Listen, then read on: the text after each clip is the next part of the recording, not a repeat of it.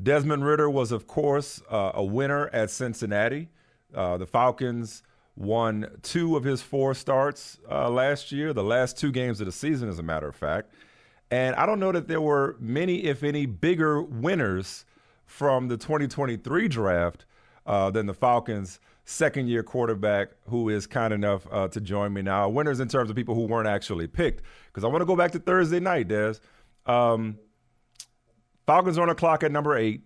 Commissioner steps to the podium and says, with the 8th pick of the 2023 NFL draft, the Atlanta Falcons select Bijan Robinson, running back, University of Texas. And your reaction is what? For me, honestly, it was about protection. I know he's a playmaker. I know what he can do. But I know they up in the room with Terry and Art. They're only going to draft smart guys and guys that are good in the classroom. So I know Bijan's smart.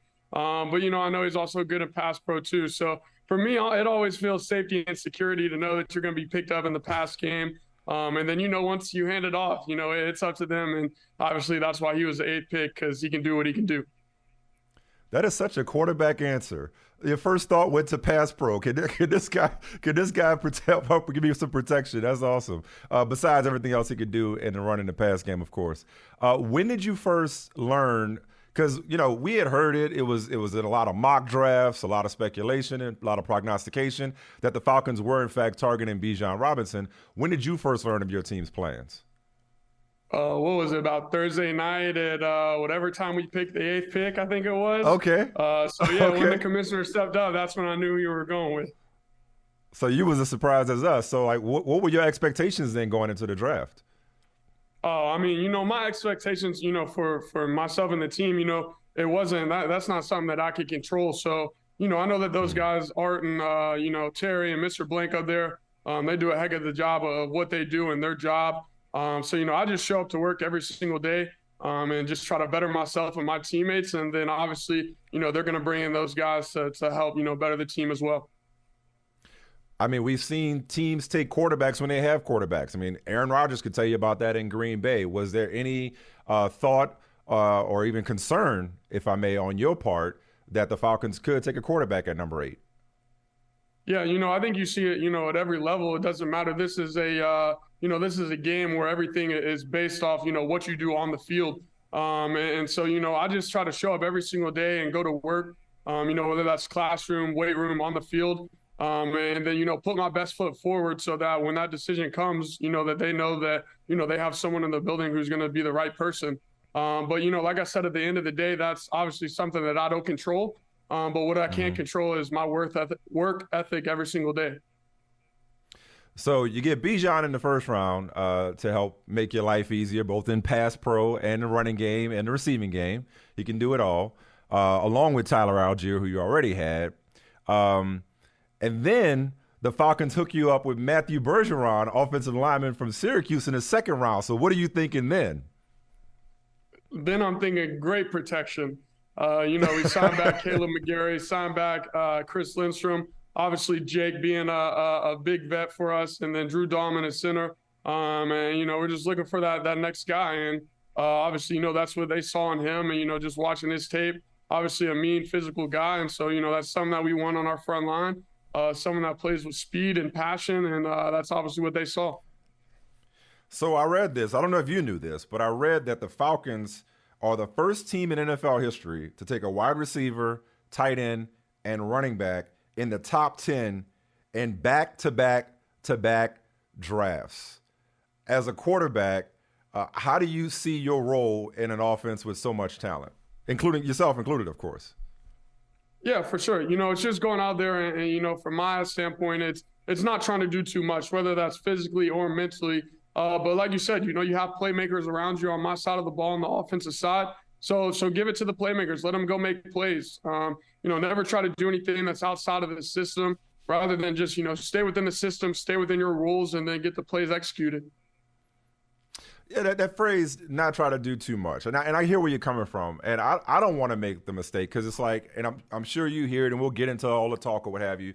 But the idea that, Desmond Ridder doesn't have to do a lot. All you got to do is just hand the ball off and get out the way. I don't want to make the mistake of minimizing your job as a quarterback.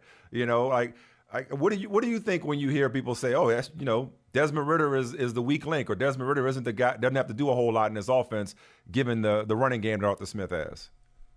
Yeah, no, obviously, a lot of people just look at it as, just getting back there and handing the ball off, which from a physical aspect, that might be, but from a mental aspect, it's, getting in the right check, setting up the right run game. So then that when you're just going to hand the ball off, it explodes for a big play.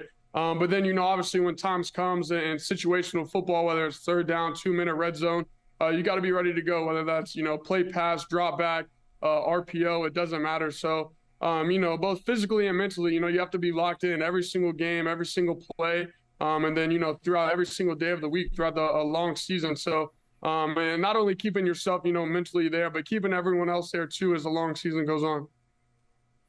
So, have you linked with Bijan yet? Yeah, we've had some conversation. Yeah. What do you think so far? What's your first impressions? Obviously, we just had small talk over text messages. I just told him, show up, be ready to work, which I know he's going to be. But like I said, too, I think I kind of shot him the same text and was like, hey, I like you in pass pro, too, so don't forget about that.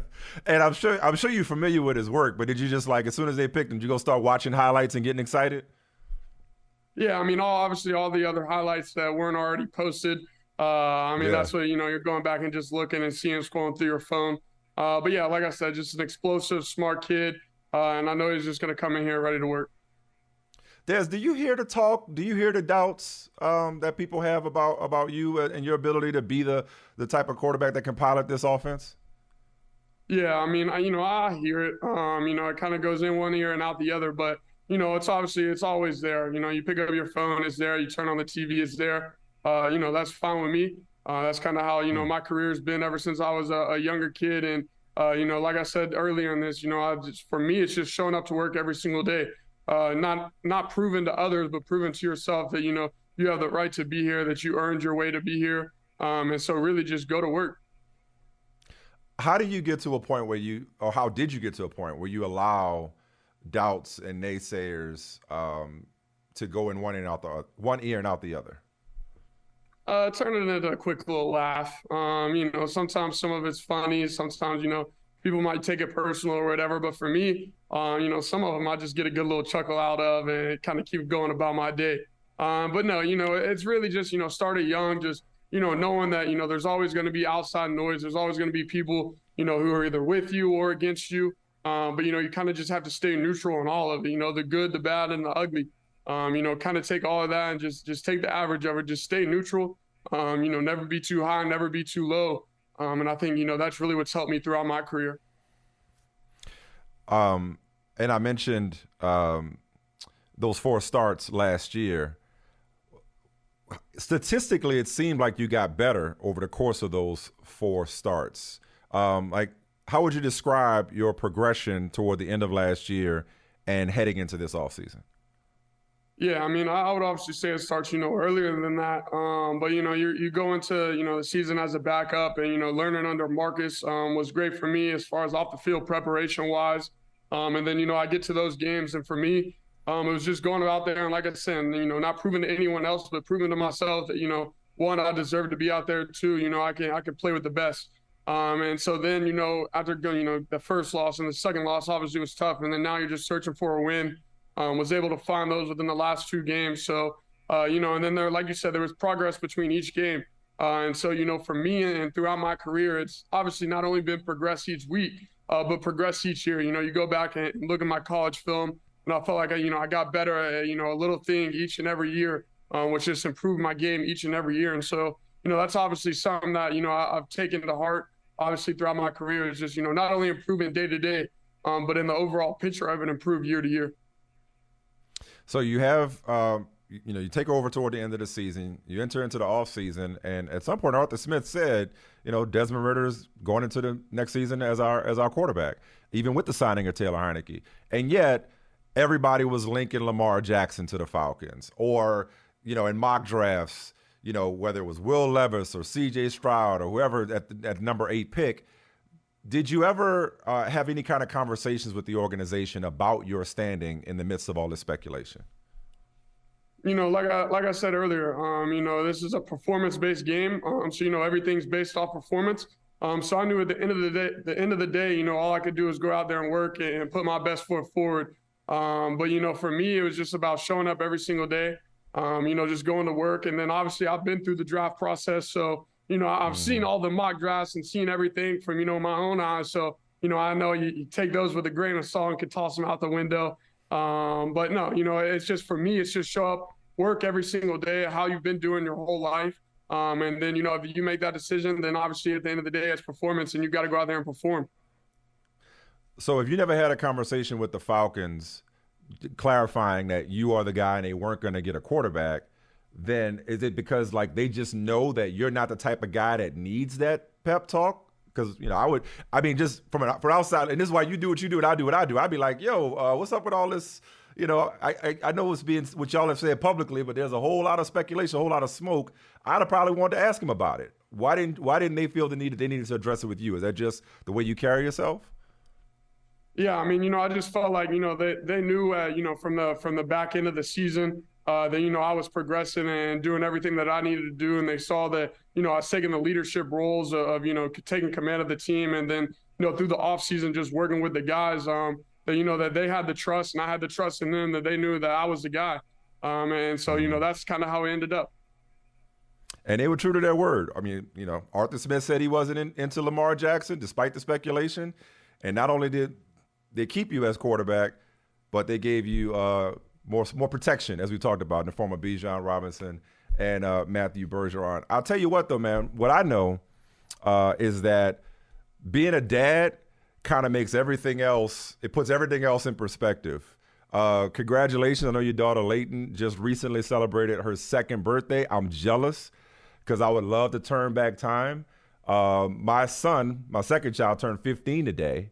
I got an almost 17-year-old, a 15-year-old, and a 10-year-old. So, brother, I would trade places with you in a second because, as you know, it flies by.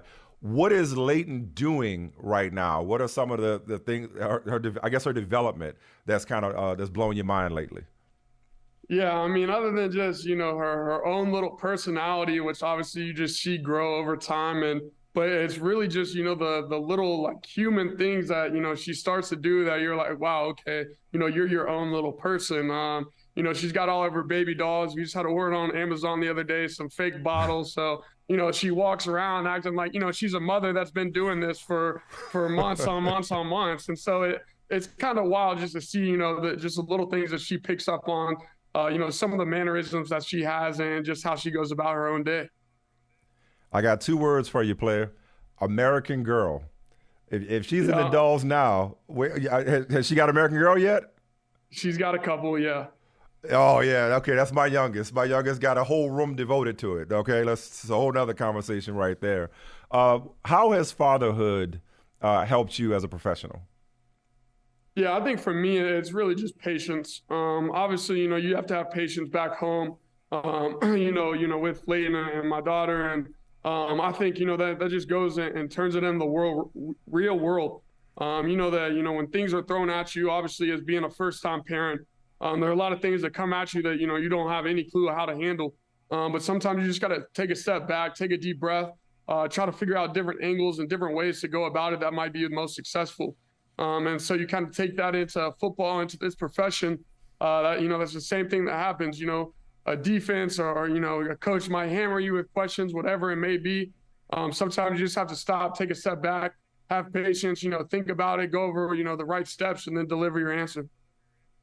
And how would you describe yourself as a dad? I would say, you know, I'm pretty obviously energetic, but, you know, pretty hands-on too. And then, you know, I would also say I give space.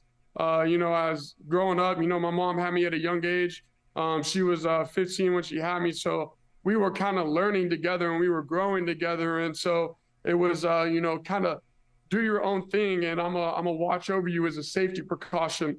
So, you know, that's a lot of the same things that I try to put on Layton as far as, you know, if she's going over doing some or, you know, maybe something a little dangerous. Hey, I'm a watcher. I'm not going to say, hey, don't do that or this and that. But I'm a watcher and obviously make sure she's safe and everything. But, you know, I want her to figure it out on her own. I want her to be able to, you know, figure out different problems and different solutions on, you know, maybe how to get out of her toy car that she can't crawl over all by herself. But, you know, I want her to let her figure it out and obviously be there for her if she needed the help. And so that's just really where I feel like, I try to be as a dad is just there, but, not be too hover over. How else would you say that relationship with your mother, Sarah? By the way, my wife's name is Sarah. That Great, man. relationship with your mother, with an H too, by the way. That relationship with your mother, like you said, having you at the age of 15. How else has that shaped you as a father, as a husband now, or just as a man? Yeah, I think it just made me mature really quick. For me growing up, I was, for my age, I was always the youngest in my class. But then, in physical attributes, I was always the tallest, fastest, strongest.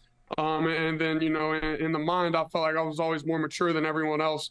Obviously, growing up, seeing, things that, maybe some people shouldn't see at that age and this and that. It just made you obviously mature a lot quicker. And so, I feel like for me, being a husband, being a father, being a leader of a team, it's really about just the maturity that you have.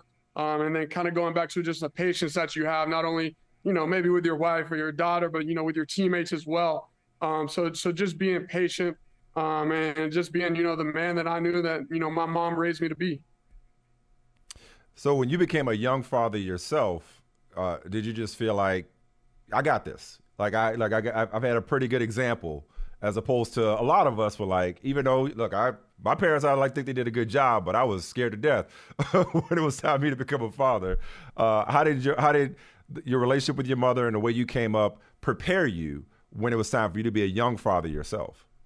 Oh man, I was excited. I was ready to go. It could have happened a little sooner, but obviously it didn't. No, growing up, throughout high school and early college, I'm telling all my buddies, I want a little kid. So when I go out here to practice, they're out here running around with me, this and that. And obviously, Claire, my wife, my girlfriend at the time or whatever, she wasn't having no parts of that. So, obviously we pushed it off for a little bit. But no, like I said, it just made me just more mature. Just made me, be able to go about my day and just, figure out that there's something bigger, there's something better that's there for you. Yeah, that usually it's the opposite. Usually it's the missus that that's trying to say, hey, let's get this going. You feel like your calling was to be a dad. It sounds like. Yeah, growing up, I felt that relationship between my mother and I. I always said, I didn't, and there's nothing wrong with it or anything, but I didn't want to be the older dad. And, when my son is 11 or whatever, I'm in the upper 50s or whatever it may be. And, Yeah. I can't go out there and throw a ball with him because my shoulder's a little messed up or whatever it Right. is. You want to be able I to wanted dunk on him. Yeah, I want to be able to go out there and still be able to play, still be able to talk my game and back it up. And Yeah. so, that was obviously something that, I just, not took pride in, but took pride in. Yeah, no, that makes a lot of sense. Tell me more about your upbringing, man, because it wasn't just your mom. You grew up living with, a few family members. You had, I believe your grandmother, who I believe taught you how to throw a football, if I'm not mistaken. Mm-hmm. Aunt, uncle, and a cousin living with you. What was your home life like growing up? Yeah, so growing up, from a early age, we was in grandma's house. Obviously, like I said, my mom was young, so obviously she's still living with her mom. And then my aunt and uncle were about, 4 or 5 years older than my mom. So, at the time when I'm, 2 through 6, everyone's kind of in their, into high school, college phase, into college. So everyone's right in that party phase. So like I said earlier, when I seeing things that, maybe some kids at the age of 3, 4, 2 might not have seen in their lifetime, which made me Like mature a little what? bit quicker. I feel like that's kind of what shaped me to who I am today. But no, What like are you those said, things what are those things that you saw, Desmond? I'm sorry to cut you off. Like, what are some of the things that you saw at an early age? yeah, I mean, obviously the partying, some of the stuff that goes on, around a house or so-called, a college house or whatever. Gotcha. Just seeing those different things, really made me mature a lot quicker. But like I said, it wasn't just, my mom in this fight of growing me as a man, as a young boy. Like you said, to have my grandmother there, my aunt and uncle who were also there. Obviously, at the time, my uncle was kind of my father figure role model at the time. So my stepdad took in when I was about 6, I think. And so, really it was just a family camaraderie that we had. My aunt, who was a adopted aunt, cousin, whatever you guys like to say, she's like 3, 4 months older than me. So it was kind of like growing up with a sister. So, at the same time, I have all these, young adult teenagers, older people in the house, but then I also have another, little one that's right there with me, and we're growing up together. So, it was just a crazy household at all times. People in and out, nonstop. You just had to get it how you live it. I feel you. I feel you. So Claire, how did you meet your wife? Because you married your high school sweetheart, right? How'd you guys meet? Yes, sir. So I think it was about going into freshman year of football. Obviously, we met up with some of the football players, and one of my buddies. He was like, we was going to see a movie, and one of his neighbors wanted to come, so he was like, okay. And so when we walked in the movie theater, he was like, hey, this is my friend Claire, and she was right there, and I was like, dang, okay, this might be the one here. And then after that, it was pretty much wraps from that. We Oh yeah. were friends for about another year, kind of, small talk, this, that, a lot of rumors of this and that. But then I think it was, into sophomore year, junior year was when, I finally popped the question. In the sophomore year, junior year. So was you one of those last day of school players? Because that was definitely me. Like I worked up the nerve on the last day of school. But is that how it worked or what? Nah, yeah. So I went to all boys Catholic school, and she went to all girls Right, Catholic school. So the only right. time we might see each other is at the weekends on a party or That's something right. something like that. All right. So so what was the line? Like how did you do it? Because all right, since we family now, we sharing. This kind of embarrassing, but honestly, I think it's smooth. So when I first tried to like engage with my would be wife, this was back in like 2001, I want to say it was. I asked her for her email address. I thought that was a little less intrusive than the phone number. She still clowns me about it now, but it worked. So how did you get Claire?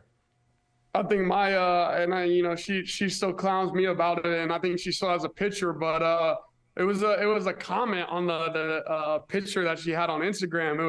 It was like, yo, like, what's your number?